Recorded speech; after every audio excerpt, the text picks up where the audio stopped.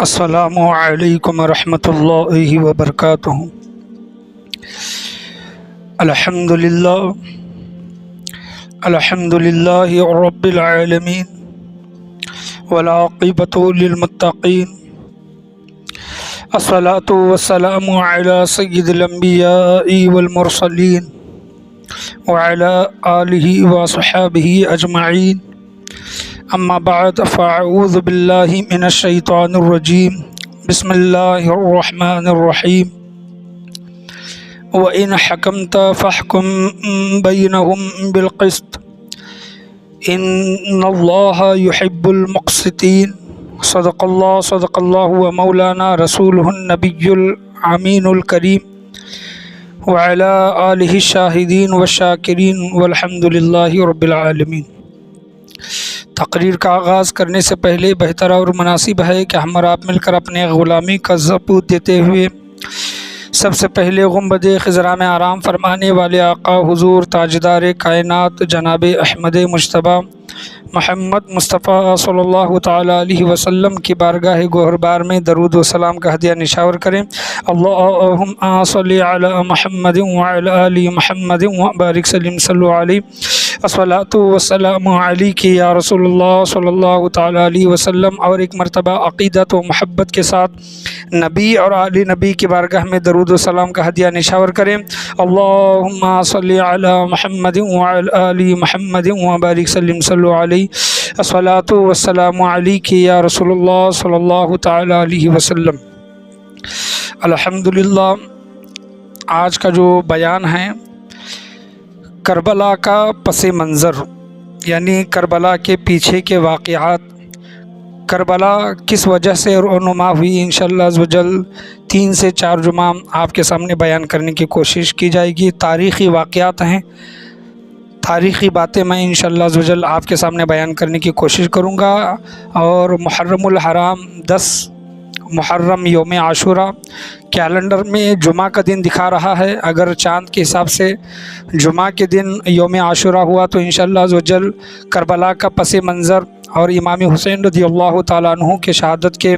واقعات تک اس کو لے جانے کی کوشش کی جائے گی۔ اور اگر چاند کی وجہ سے ایک دن آگے یا پھر پیچھے ہوتا ہے تو پھر بھی یوم عاشورہ کا ایک دن بیان کے لیے مل جائے گا، اور جمعہ کا 10 محرم یا پھر جمعہ کا ایک دن محرم کا مل جائے گا، انشاءاللہ عزوجل آپ کے سامنے بیان کرنے کی کوشش کی جائے گی۔ اب یہ کربلا کا جو پس منظر ہے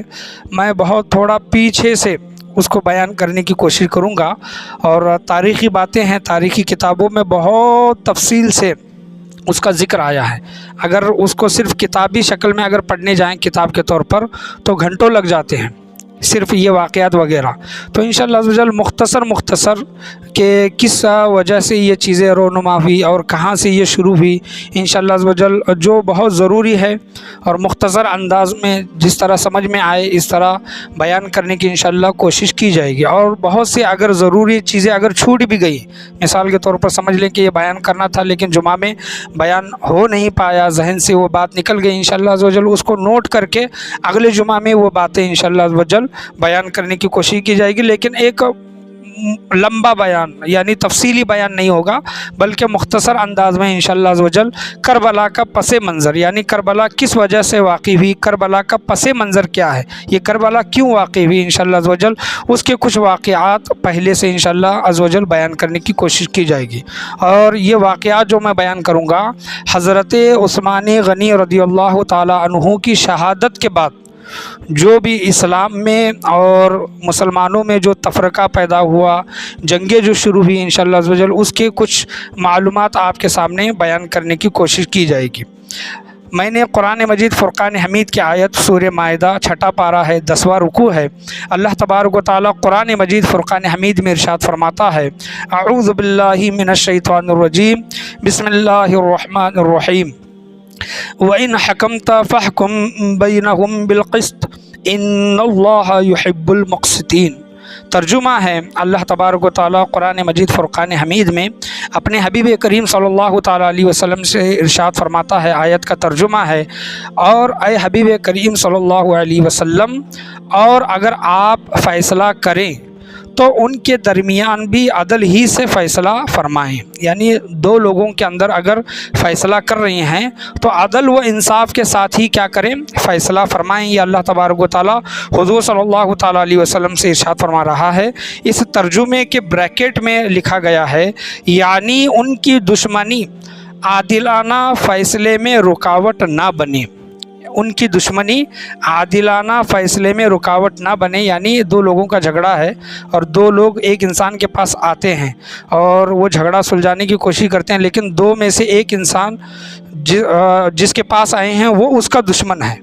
تو ہوگا کیا، تو وہ دشمن رہنے کی وجہ سے جو اس کا دوست ہوگا یا پھر دشمن نہ ہوگا اس کے حق میں فیصلہ دے گا۔ لیکن اللہ تبارک و تعالیٰ کیا ارشاد فرماتا ہے ترجمے میں کہ یعنی ان کی دشمنی عادلانہ فیصلے میں رکاوٹ نہ بنے، چاہے آپ کے پاس فیصلہ کرنے کے لیے دوست آئے، دشمن آئے، گھر والا آئے، باہر والا آئے، نزدیک کا آئے، دور آئے، آپ کو فیصلہ کیا کرنا ہے، عدل کے ساتھ لینا ہے، کسی ایک طرف یا پھر ایک سے محبت ہے کر کے فیصلہ نہیں لینا، بلکہ جو حق پر ہے اسی کے حق میں کیا کرنا ہے، گواہی دینی ہے یا پھر فیصلہ کرنا ہے۔ اللہ فرماتا ہے یعنی ان کی دشمنی عادلانہ فیصلے میں رکاوٹ نہ بنے، ان اللہ یحب المقسطین، بے شک عدل کرنے والوں کو اللہ پسند فرماتا ہے، جو عدل کرتے ہیں، جو انصاف سے کام لیتے ہیں، اللہ تبارک و تعالیٰ ایسے لوگوں کو کیا کرتا ہے، پسند فرماتا ہے۔ اب یہ حضرت عثمان غنی رضی اللہ تعالیٰ عنہ کی جو شہادت ہوئی ہے، حضرت عثمان غنی رضی اللہ تعالیٰ عنہ کے گھر کا گھیراؤ 40 روز تک کیا گیا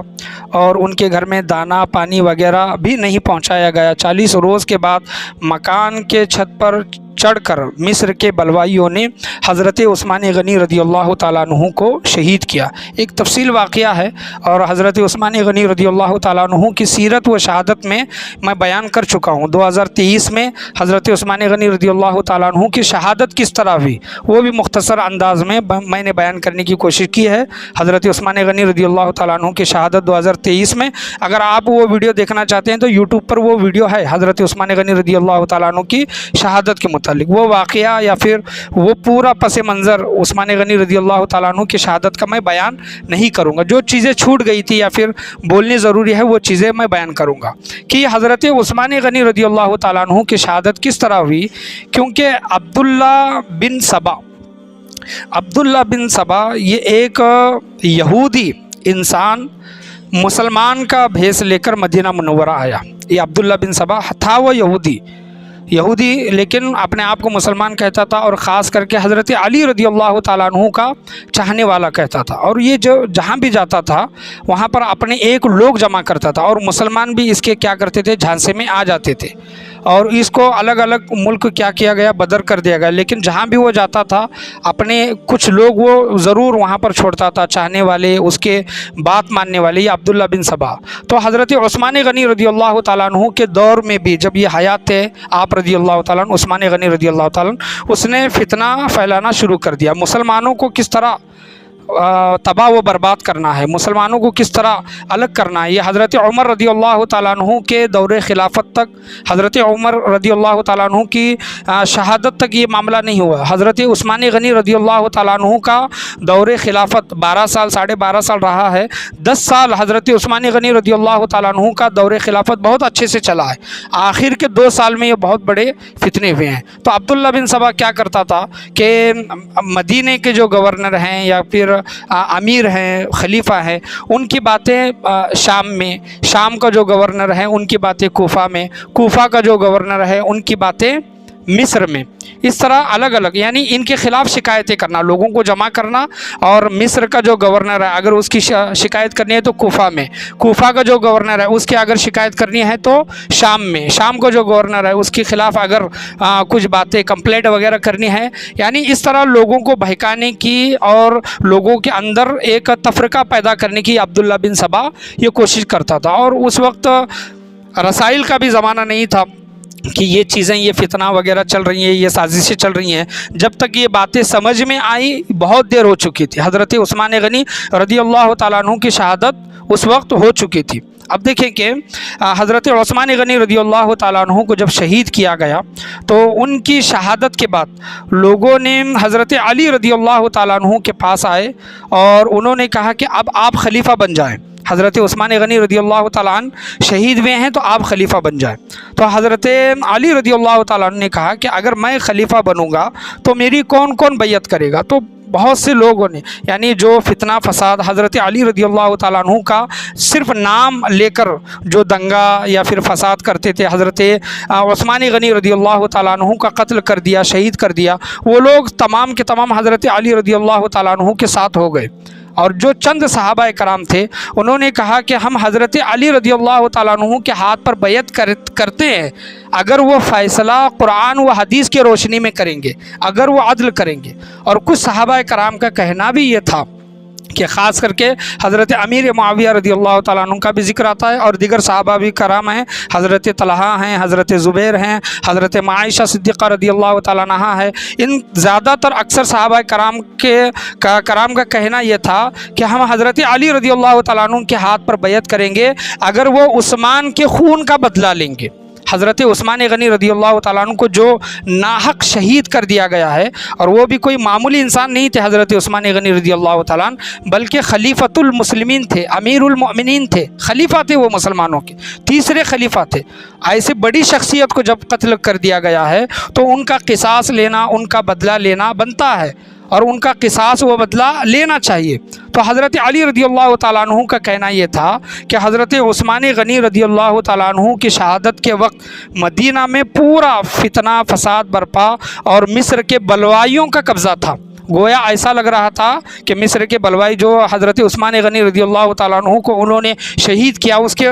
کیا کیا وجہ تھی شہید کرنے کی وہ بھی میں 2023 میں بیان کر چکا ہوں۔ گویا ایسا لگتا تھا کہ مدینہ پر ان کا قبضہ ہے۔ حضرت علی رضی اللہ تعالیٰ عنہ کا کہنا تھا کہ میں حضرت عثمان غنی رضی اللہ تعالیٰ عنہ کا خون کا بدلہ لوں گا، تم میرے ہاتھ پر بیعت کرو، لیکن ابھی وہ موقع نہیں ہے، یہ لوگ زیادہ ہیں، ان کو ابھی پکڑا نہیں جا سکتا۔ اور معاملہ بھی یہ تھا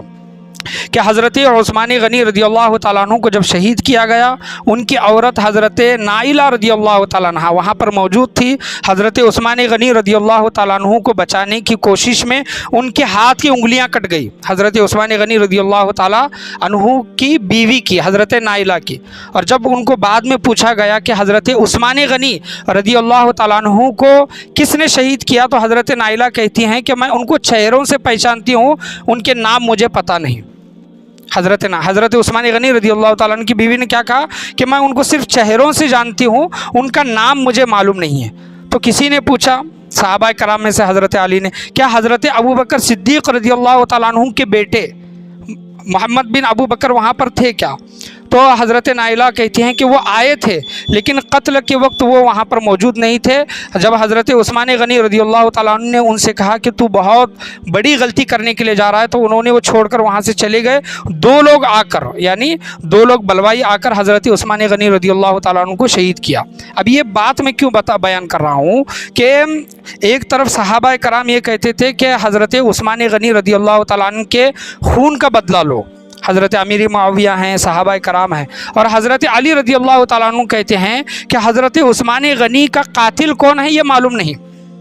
جب حضرت عثمان غنی رضی اللہ تعالیٰ عنہ کا جب قتل ہوا، جب ان کو شہید کیا گیا، حضرت علی وہاں پر موجود نہیں تھے۔ پہرے داری کے طور پر صحابہ کرام کے لڑکے اور حضرت علی رضی اللہ تعالیٰ عنہ کے لڑکے حضرت امام حسن و حسین پہرے داری کے طور پر دروازے پر کھڑے تھے، لیکن بلوائی چھت پر آ کر، یعنی گھر پر چڑھ کر چھت سے وہ نیچے اتر کر حضرت عثمان غنی رضی اللہ تعالیٰ عنہ کو انہوں نے شہید کیا۔ تو کسی کو بھی یہ معلوم نہیں کہ حضرت عثمان غنی رضی اللہ تعالیٰ عنہ کا قاتل کون ہے۔ اور جب حضرت علی رضی اللہ تعالیٰ عنہ نے جو ان کے ہاتھ پر جو بیعت کیے تھے، بلوائی جو کوفی تھے، اور حضرت علی رضی اللہ تعالیٰ عنہ کا صرف نام لے کر وہ یہ کہتے تھے کہ ہم ان کے چاہنے والے ہیں، ہم ان کے ہاتھ پر بیعت کریں گے، جب حضرت علی رضی اللہ تعالیٰ عنہ نے کہا کہ میں عثمان کے خون کا بدلہ لوں گا، تو 10,000 بلوائی تھے، انہوں نے تمام کے تمام ہاتھ اوپر اٹھائے اور انہوں نے کہا کہ ہم نے عثمان کا قتل کیا ہے۔ یعنی وہ ان کی ایک پلاننگ تھی۔ عبداللہ بن سبا جو یہودی تھا، جو یہ فتنہ فساد جو یہ پھیلا رہا تھا، تو یہ اس نے پورا تیار کر کے رکھا تھا۔ جب حضرت علی نے کہا کہ میں عثمان کے خون کا بدلہ لوں گا، 10,000 بلوائیوں نے ہاتھ اٹھا کر کہا کہ ہم نے عثمان کو قتل کیا ہے۔ اب بولیں کہ حضرت علی رضی اللہ تعالیٰ عنہ کس کو سزا دیں گے؟ سزا دینے کے لیے حد جاری ہونا، ثبوت ملنا، گواہ ملنا، یہ بہت ضروری ہے۔ یہاں پر یہ معاملہ تھا۔ اور صحابہ کرام کیا کہتے تھے کہ نہیں آپ عثمان غنی رضی اللہ تعالیٰ عنہ کے خون کا بدلہ لو۔ حضرت علی کہتے تھے کہ یہ حضرت عثمان غنی رضی اللہ تعالیٰ عنہ کا قاتل کون ہے پتہ نہیں، ابھی یہ وقت نہیں ہے کہ ان سے بدلہ لیا جائے، ابھی وقت یہ ہے کہ تم میرے ہاتھ پر بیعت کرو۔ یہ اس طرح کے معاملات حضرت عثمان غنی رضی اللہ تعالیٰ عنہ کے شہادت کے بعد رونما ہوئے۔ یہ میں کیوں بیان کر رہا ہوں کہ کربلا کا پس منظر ہے، یہاں سے یہ چیز فتنہ و فساد پیدا ہونا۔ حضرت عثمان غنی رضی اللہ تعالیٰ عنہ کی شہادت کے بعد یہ فتنہ فساد وغیرہ ہونا شروع ہوا۔ حضرت عثمان غنی رضی اللہ تعالیٰ عنہ کی خلافت کے شروع کے 10 سال امن میں رہے، اچھے سے وہ سلطنت چلتی رہی۔ حضرت عمر رضی اللہ تعالیٰ عنہ کے 10 سال بھی امن میں رہے، وہ اچھے سے چلتی رہی۔ آخر کے 2 سال حضرت عثمان غنی رضی اللہ تعالیٰ عنہ کے آخر کے 2 سال فتنہ و فساد میں یہ پیدا ہوئے۔ عبداللہ بن سبا نے ہر جگہ اپنے لوگوں کو پھیلایا، وہاں پر اس کے جھانسے میں کچھ مسلمان بھی آئے۔ ملک شام، حضرت امیر معاویہ رضی اللہ تعالیٰ عنہ وہاں ملک شام کے گورنر تھے، اور وہ ملک شام کے گورنر حضرت ابو بکر صدیق رضی اللہ تعالیٰ عنہ کے دور خلافت سے تھے۔ آپ دیکھیں کہ 2.5 سال حضرت ابو بکر صدیق رضی اللہ تعالیٰ عنہ کا دور خلافت، 10 سال حضرت عمر رضی اللہ تعالیٰ عنہ کا دور خلافت، 10 سال ان کا جو رہا ہے اس میں بھی وہ گورنر رہے ہیں شام کے، اور حضرت عثمان غنی رضی اللہ تعالیٰ عنہ کے 10 سال شام کے گورنر رہے ہیں، یعنی 22 سال انہوں نے وہاں پر کیا کیا ہے، حضرت امیر معاویہ رضی اللہ تعالیٰ عنہ نے شام کی گورنری کو سنبھالا ہے۔ اب یہ حضرت عثمان غنی رضی اللہ تعالیٰ عنہ بنی امیہ یہ خاندان سے تھے، یہ قبیلے سے تھے، اور حضرت امیر معاویہ رضی اللہ تعالیٰ عنہ بھی بنی امیہ سے تھے۔ حضرت عثمان غنی رضی اللہ تعالیٰ عنہ سے وہ عقیدت رکھتے تھے، تو لہٰذا ان کے خون کا بدلہ لینے کے لیے حضرت امیر معاویہ رضی اللہ تعالیٰ عنہ نے یہ سوچا کہ حضرت علی رضی اللہ تعالیٰ عنہ حضرت عثمان غنی رضی اللہ تعالیٰ عنہ کا خون کا بدلہ نہیں لے رہے ہیں، تو وہ ایک لشکر لے کر جنگ جمل جو جنگ صفین جو یہ رونما ہوئی، یہ لڑنے کے لیے آئے۔ اب دیکھیں کہ ہزاروں کی تعداد میں حضرت امیر معاویہ رضی اللہ تعالیٰ عنہ کے ساتھ میں بھی لشکر تھا، اور حضرت علی رضی اللہ تعالیٰ عنہ کے ساتھ میں بھی ہزاروں کا لشکر تھا جنگ جمل اور جنگ صفین میں۔ جمادی الاول جمادی الآخر کا مہینہ ہے، یہ اس 2 مہینوں میں یہ جنگ، یعنی لشکر تو تیار تھا لیکن جنگ نہیں ہوئی، یعنی وہ بھی وہیں پر میدان میں ٹھہرے رہے، وہ بھی ٹھہرے رہے، اور اکثر جو بیچ میں جو صحابہ کرام تھے، بڑے بڑے جو صحابہ کرام تھے، ان کا یہ کہنا تھا کہ حضرت علی اور حضرت امیر معاویہ کے درمیان یہ جو جنگ چل رہی ہے یہ جنگ نہ ہو، تو یہ کوشش کرتے رہتے تھے۔ تو 2 مہینے تو جنگ نہیں ہوئی۔ معاملہ یوں ہوا کہ یہاں کے جنگ کے فوجی وہاں پر اگر پانی کم پڑ گیا تو وہاں پر پانی لینے کے لیے جاتے، اگر یہاں پر پانی کم پڑ گیا ہے تو حضرت امیر معاویہ کے فوج کے کچھ ساتھی وہاں پر جاتے، ان میں دوستیاں ہو گئی، اور رجب کا مہینہ آ گیا، جمادی الاول جمادی الآخر کے بعد رجب کا مہینہ آ گیا۔ رجب کے مہینے میں جنگ کرنا حرام تھا، اس وجہ سے 3 مہینے وہاں پر چلے گئے۔ لیکن حضرت امیر معاویہ رضی اللہ تعالیٰ عنہ کی فوج میں بھی عبداللہ بن سبا، یہ جو نام نہاد کا جو مسلمان تھا یہودی، اس کے بھی کچھ آدمی حضرت امیر معاویہ کے لشکر میں تھے، اور حضرت علی رضی اللہ تعالیٰ عنہ کے لشکر میں بھی عبداللہ بن سبا کے لوگ تھے، جس کو کوفی وغیرہ کہتے ہیں، یہ لوگ تھے۔ انہوں نے لوگوں کو بھڑکانا اکسانا وغیرہ شروع کیا، اور حضرت علی رضی اللہ تعالیٰ عنہ کے لشکر اور حضرت امیر معاویہ رضی اللہ تعالیٰ عنہ کے لشکر میں جنگ ہوئی۔ اب دیکھیں کہ جنگ جو ہوئی ہے یہ جنگ جمل ہوئی، وہ جنگ صفین میں روایتوں میں آیا ہے کہ 1 لاکھ مسلمان اس جنگ میں مارے گئے ہیں، 1 لاکھ مسلمان۔ آپ اندازہ کریں کہ مسلمانوں کو کتنا بڑا نقصان ہوا ہے۔ یہ عبداللہ بن سبا نے جو یہ فتنہ پھیلایا ہے، اور یہ جو بڑی بڑی یہ جو جنگیں ہوئی ہیں اس میں 1 لاکھ کے قریب روایتوں میں آیا ہے حضرت علی رضی اللہ تعالیٰ عنہ کے لشکر میں 25,000 لوگ مارے گئے، اور حضرت امیر معاویہ رضی اللہ تعالیٰ عنہ کے لشکر میں 45,000 ہزار لوگ مارے گئے۔ اتنے لوگ، یعنی 25,000 یہاں 45,000 یہاں، 1 لاکھ کے قریب لوگ وہاں پر مارے گئے، جنگ کرنے کے لیے مارے گئے۔ اب حضرت امیر معاویہ رضی اللہ تعالیٰ عنہ کا جو لشکر تھا وہ شام، ملک شام کا لشکر تھا، اور یہ حضرت علی رضی اللہ تعالیٰ عنہ کا یہ جو لشکر تھا یہ عراق کا، کوفہ والوں کا یہ لشکر تھا۔ اب دیکھیں کہ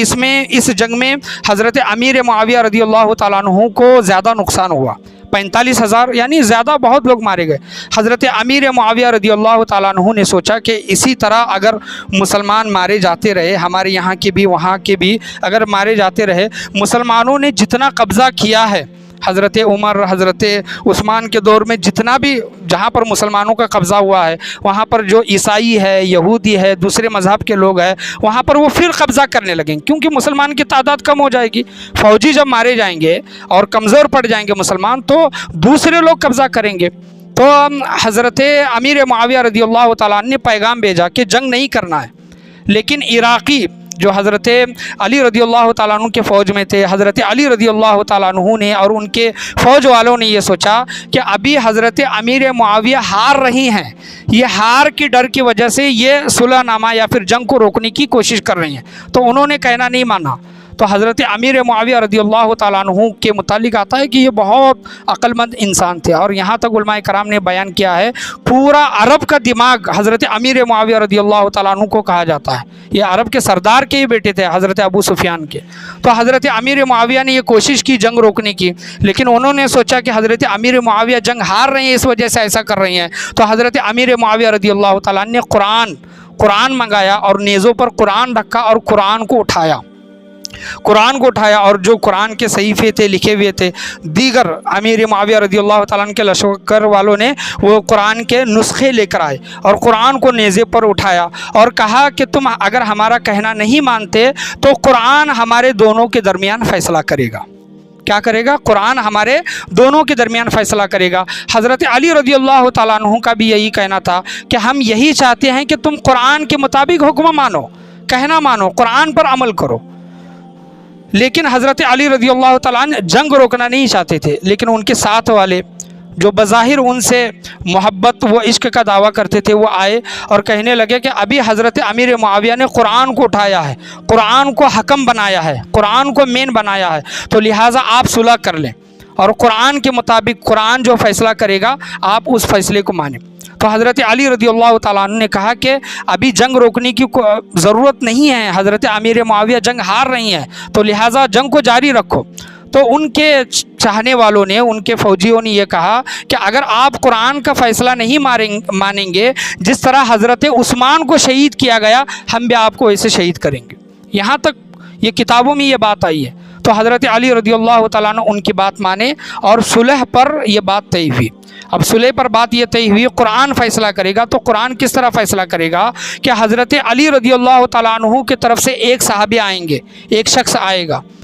اور حضرت امیر معاویہ رضی اللہ تعالیٰ عنہ کی طرف سے ایک شخص آئے گا، اور وہ دونوں فیصلہ کریں گے، فیصلہ قرآن کی روشنی میں کریں گے۔ اور وہ جو فیصلہ کریں گے، یعنی جو جنگ چل رہی تھی نہ حضرت علی رضی اللہ تعالیٰ عنہ کی طرف سے وہ رک رہی تھی، حضرت امیر معاویہ کی طرف سے وہ جنگ نہیں رک رہی تھی، تو وہ دو لوگ فیصلہ کریں گے، اور وہ دو لوگوں کے ساتھ، ایک انسان کے ساتھ 400 مسلمان رہیں گے اور دوسرے صحابی کے ساتھ 400 مسلمان رہیں گے۔ وہ 400 یعنی 800 مسلمان ہو گئے۔ وہ 800 مسلمان پورے جتنے بھی مسلمان ہیں ان کے قائم مقام ہو جائیں گے، یعنی یہ جو فیصلہ کریں گے وہ بات طے ہوگی۔ اب یہ حکم کون بنے کہ دیکھیں کہ حضرت علی رضی اللہ تعالیٰ عنہ تو اس پر راضی نہیں تھے، لیکن ان کے فوجیوں نے، ان کے لشکر والوں نے حضرت علی رضی اللہ تعالیٰ عنہ کو یہ کرنے پر مجبور کیا۔ اب حضرت علی رضی اللہ تعالیٰ عنہ کی طرف سے حضرت علی نے ایک نام بتایا کہ میرے طرف سے یہ قرآن کے حکم بنے گی، یعنی یہ فیصلہ کریں گے۔ وہ صحابی کا نام مجھے معلوم نہیں ہے، وہ انسان کا۔ تو لشکر والوں نے کہا کہ یہ تو آپ کے گھر والے ہیں، یعنی یہ آپ کے قریبی ہیں، لہٰذا یہ فیصلہ نہیں کر سکتے۔ تو دوسرے انسان کا نام لیا گیا، تو انہوں نے اس کا بھی منع کیا۔ تو حضرت ابو موسیٰ اشعری رضی اللہ تعالیٰ، ابو موسیٰ اشعری رضی اللہ تعالیٰ عنہ کا نام آیا۔ یہ صحابی رسول ہیں، حضور صلی اللہ تعالیٰ علیہ وسلم کی صحبت پائی ہے، اور بہت ہی نرم دل اور ہر ایک کو عفو درگزر فرمانے والے، ان کا نام آیا۔ تو حضرت علی رضی اللہ تعالیٰ عنہ نے اس کو منع فرمایا کہ حضرت ابو موسیٰ اشعری رضی اللہ تعالیٰ عنہ حکم بنیں گے، میں اس کو نہیں مانتا۔ تو لشکر والوں نے کہا کہ حضرت ابو موسیٰ اشعری رضی اللہ تعالیٰ عنہ حضور صلی اللہ تعالیٰ علیہ وسلم کی زیادہ صحبت پائی ہے، آپ جس شخص کا نام بول رہی ہیں اس سے زیادہ حضرت ابو موسیٰ اشعری رضی اللہ تعالیٰ عنہ زیادہ محبوب ہیں، زیادہ اچھے ہیں، کیونکہ انہوں نے حضور صلی اللہ تعالیٰ علیہ وسلم کی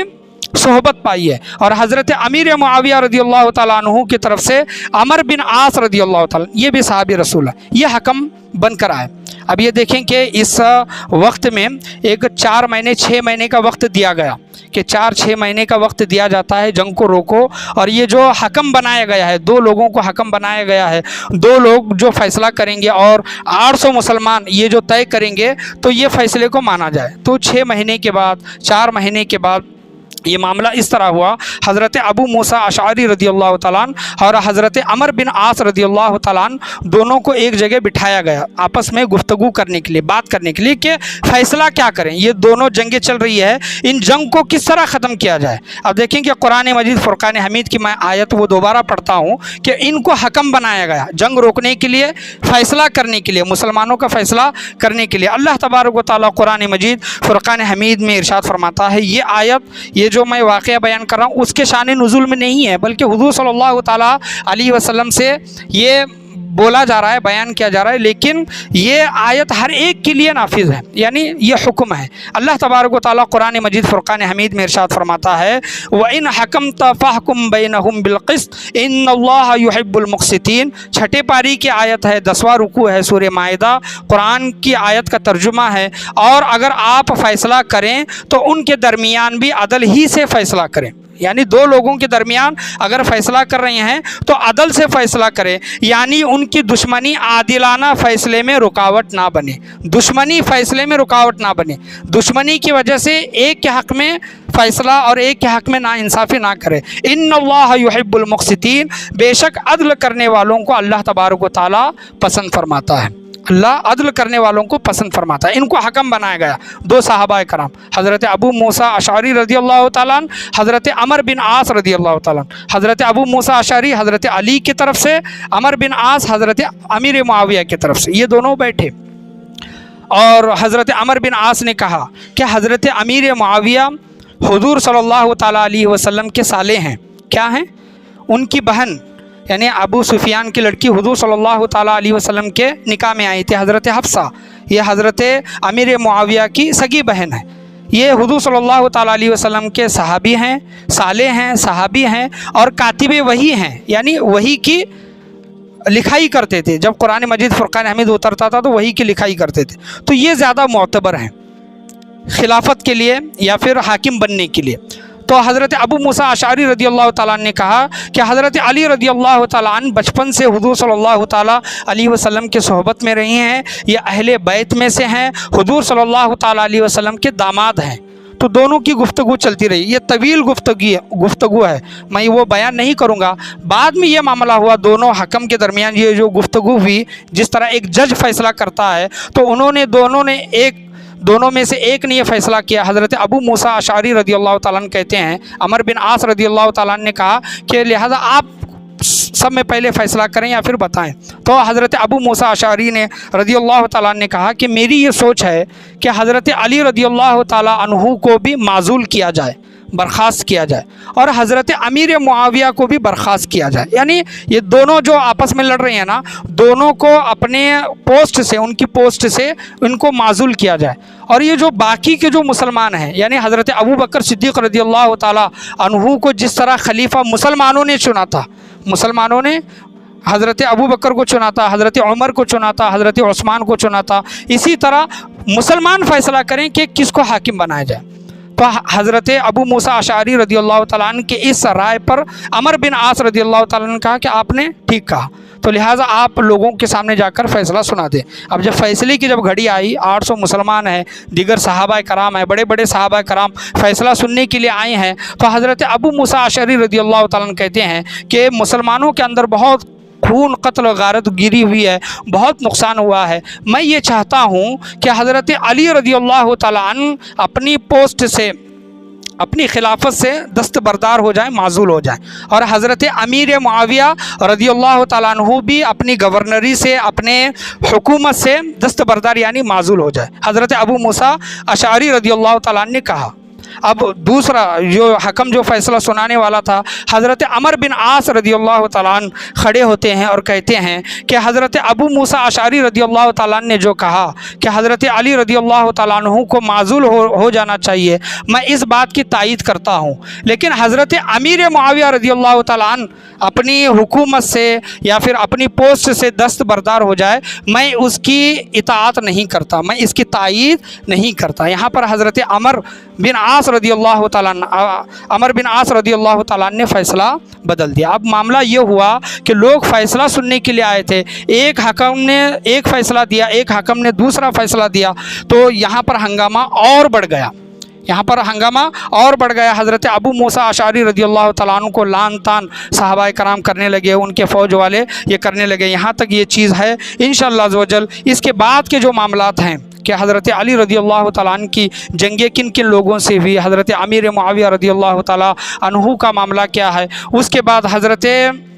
علی رضی اللہ تعالیٰ عنہ کی شہادت کے بعد جب حضرت امام حسن رضی اللہ تعالیٰ عنہ کو خلیفہ بنایا گیا، امیر المؤمنین بنایا گیا، 6 مہینے تک آپ خلافت پر قائم رہے۔ 6 مہینے کے بعد آپ نے وہ خلافت حضرت امیر معاویہ رضی اللہ تعالیٰ عنہ کو کن وجوہات کے بنا پر وہ سپرد کی، انشاءاللہ عز و جل وہ بھی چیزیں بیان کرنے کی کوشش کی جائے گی مختصر انداز میں۔ اور حضرت امیر معاویہ رضی اللہ تعالیٰ عنہ کی وصال کے بعد یزید کس طرح تخت پر بیٹھا، اور کربلا کا یہ جو پس منظر حضرت عثمان غنی رضی اللہ تعالیٰ عنہ کی شہادت سے جو چلا ہے، اور حضرت عثمان غنی رضی اللہ تعالیٰ عنہ کی شہادت سے لے کر حضرت علی رضی اللہ تعالیٰ عنہ کے دور خلافت تک یہ جو جنگیں چلتی رہی ہیں، انشاءاللہ عز و جل اس کو آنے والے جمعہ میں مختصر انداز میں بیان کرنے کی کوشش کی جائے گی۔ اللہ کی بارگاہ میں دعا ہے اللہ تبارک و تعالیٰ ہم تمام لوگوں کو بولنے سننے سے زیادہ اس پر عمل کرنے کی توفیق و رفیق عطا فرمائے۔ آج کے بیان میں، آج کے درس میں بولنے میں، سننے میں، سمجھنے میں یا پھر سمجھانے میں کسی بھی قسم کی غلطی ہوئی ہو، اللہ تبارک و تعالیٰ محض اسے اپنے فضل و کرم سے معاف عطا فرمائے۔ لا الہ الا اللہ محمد رسول اللہ صلی اللہ تعالیٰ علیہ وسلم، وآخر دعوانا ان الحمد للہ رب العالمین۔